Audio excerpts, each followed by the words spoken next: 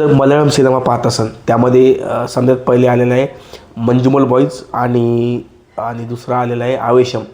हे दोन्ही जर मास्टरपीस पाहिले असेल तुम्ही मल्याळममधले मूवीज सिनेमा, तर तुम्हाला असंच एक मल्याळममधला एक सिनेमा सांगतो, बाळंद बॉय म्हणून. Psychological survival drama thriller picture आहे. तर इतका भारी सिनेमा आहे. त्याच टाईपमध्ये त्यांनी डायरेक्ट केलेला आहे, ज्यांनी आवेशम आणि मल्याळममधला तो हा आपलं काय म्हणते त्याला मंजुमल बॉईज हा डायरेक्ट केलेला पिक्चर. त्यांच्याच प्रोडक्शन हाऊसखाली हा पिक्चर आहे मूवीज.